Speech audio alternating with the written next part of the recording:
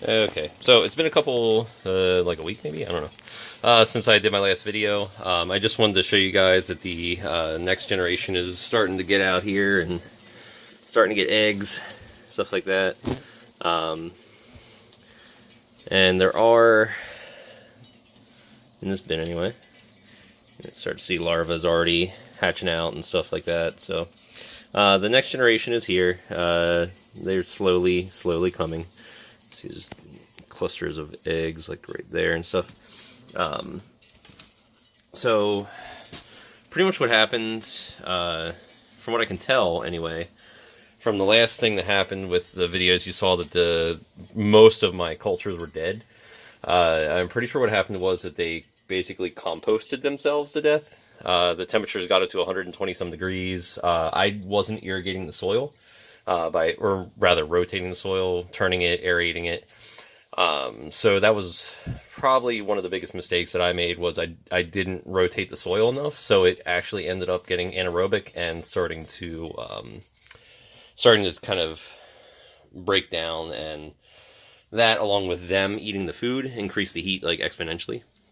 So the temperatures went kind of crazy, killed a lot of them. I still have, I don't know, there's like maybe 2,000 pupa in here, 3,000 pupa. Maybe a few more, I'm not really 100%. I didn't really count this batch, I just had a bunch of containers sitting in the fridge.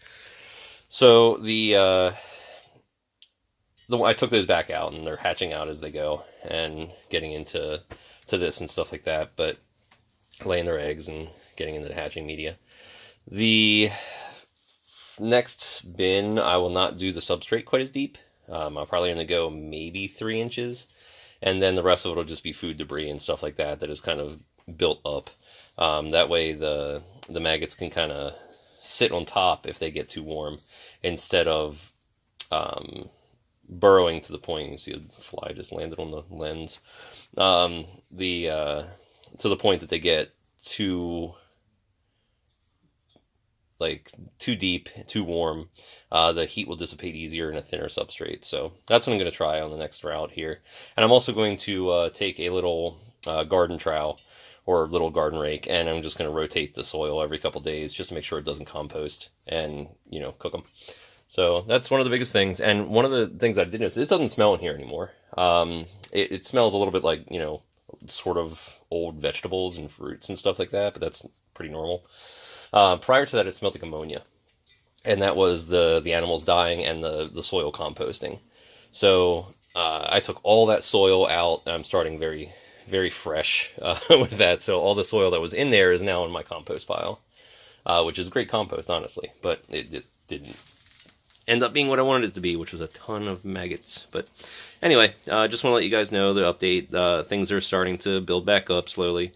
Hopefully in another couple weeks here, I'll be back to the numbers I was, but I've not given up. Little setback like that won't stop. So, all right, we'll keep going. See you later.